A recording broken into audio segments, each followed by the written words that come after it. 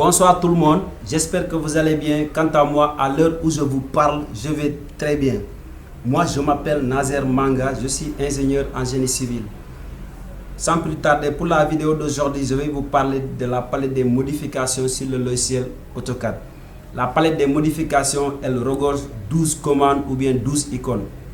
En savoir, nous avons l'outil déplacer, nous avons la rotation, nous avons prolongé, nous avons effacé, nous avons miroir, raccord, décomposé, échelle, réseau et nous avons l'icône déplacer.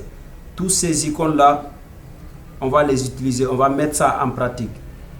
Maintenant, avant d'utiliser ces icônes là, les ingénieurs, les techniciens, les architectes, après avoir dessiné un objet ou bien un plan en utilisant les icônes de la palette de dessin, c'est-à-dire la ligne, la polyligne, le cercle, ils viennent au niveau de la palette de modification pour modifier ce qu'ils ont dessiné ici, pour avoir le prototype voulu, un bon plan. D'accord, sans plus tarder, nous allons démarrer par le commencement, déplacer, l'outil déplacer. Écoutez bien, je vous explique. Il y a, à ma connaissance, il y a 3 manières ou bien 3 façons d'utiliser tous ces 12 icônes-là. 3 manières ou bien 3 façons de les utiliser. La première manière, ou bien la première façon, c'est de taper au clavier, taper déplacer. Vous n'êtes pas obligé de taper tout le mot déplacer, vous tapez juste les 3 premières lettres et vous validez par la touche entrée, la commande elle est activée. La première manière, vous tapez déplacer et vous activez par la touche entrée du clavier. Vous venez vers l'objet pour déplacer cet objet-là. La deuxième méthode, on clique sur l'icône. Au lieu de taper, on amène le curseur de la souris, on clique sur l'icône et on va vers l'objet qu'on veut déplacer.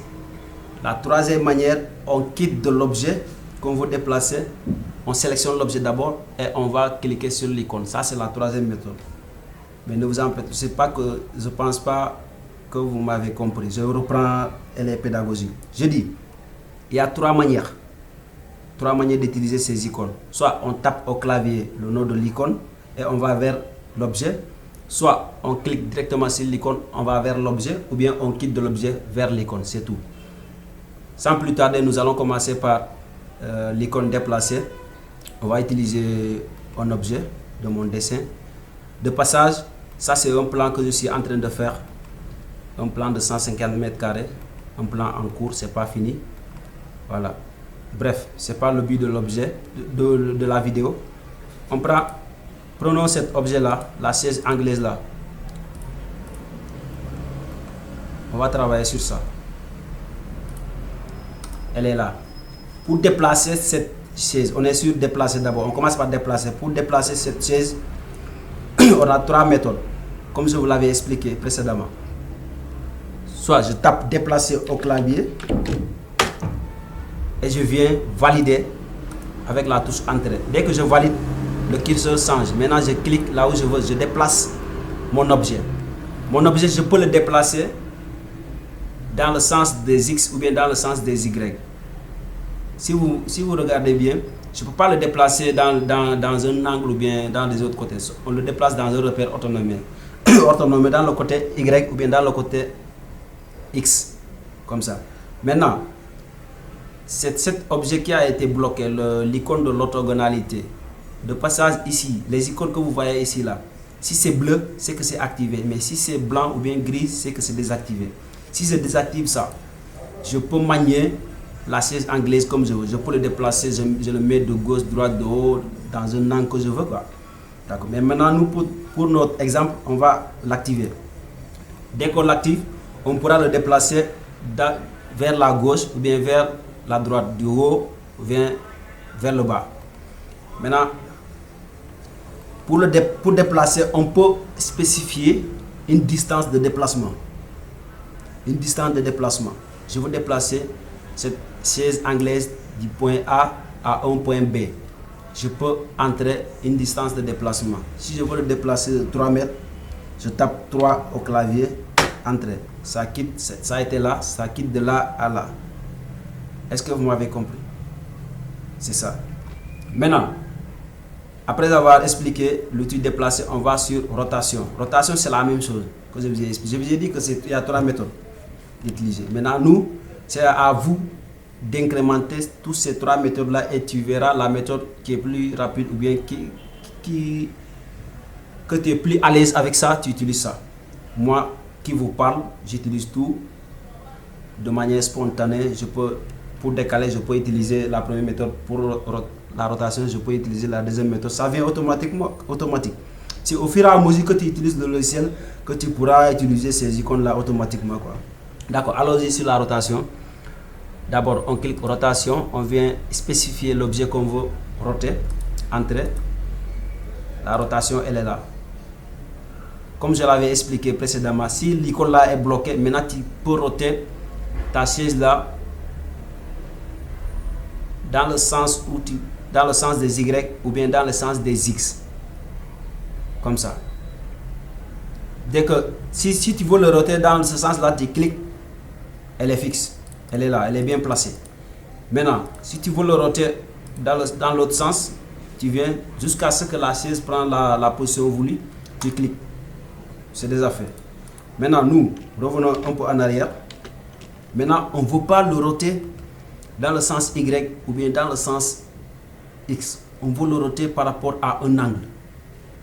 Supposons traçons une ligne. Supposons que là, c'est l'angle 0,0. Maintenant, on veut le roter sur un angle de 30 degrés. Nous allons roter d'abord notre ligne de repère de 30 degrés. Dans cela, il faut désactiver ça parce que ça ne te permet pas de roter ça. Ça te permet de roter ça à un angle de 0 degré, 90 degrés, 180 degrés, 270 degrés. Je répète.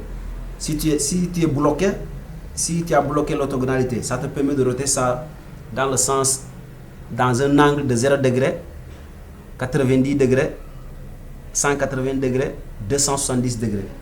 Maintenant, si tu décoches ça, je fais la rotation, tu tapes 30 degrés. Elle est là.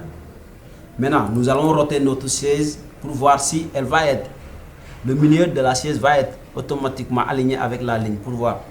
Maintenant, on fait la rotation. C'est par rapport à l'horizontale, par rapport à là. On fait la rotation de la chaise de 30 degrés pour voir. Vous allez voir exactement ce qu'on avait là.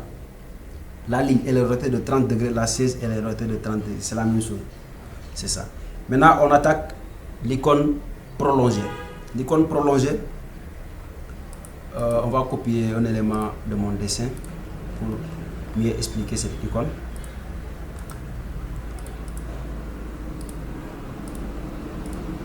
D'accord. Par exemple, nous avons deux murs qui sont là. Le mur là et le mur là. Ce sont des traits espacés de 15. C'est ce qui fait un mur de 15. Maintenant, je veux prolonger les lignes là jusque là. Je veux les prolonger jusque là. Ça dépend. Je vous ai dit qu'il y a 3 méthodes de les utiliser. Je clique sur prolonger. Il faut spécifier la destination de la prolongation, si je peux le dire comme ça. Je veux prolonger ces traits là jusque là. Le logiciel AutoCAD, tout logiciel, il faut parler avec le logiciel. Je ne vous dis pas que vous allez parler et que le logiciel vous répond. Non. Il faut parler de manière comme robotique. Voilà. C'est ça, c'est l'expression que je cherchais. Comme un robot. Tu lui fais ça comprendre que tu veux prolonger ces traits-là jusque-là. Dès que tu cliques sur prolonger, tu lui spécifies. Tu lui dis que je veux le prolonger jusque-là. Après, tu tapes Entrée. Dès que tu cliques, ça amène ça. Ça prolonge jusque là-bas. Ok, merci. Sans plus tarder, on va couper la vidéo pour que ça ne soit pas beaucoup plus long. Le reste de ces icônes, je vais les expliquer dans la vidéo précédente. Pour ne pas rater cette explication, vous savez ce que vous devez faire. Abonnez-vous, activez la cloche de notification. Et si tu es beaucoup plus sympa, laisse-moi un pouce bleu. Allez, ciao, ciao. À la prochaine.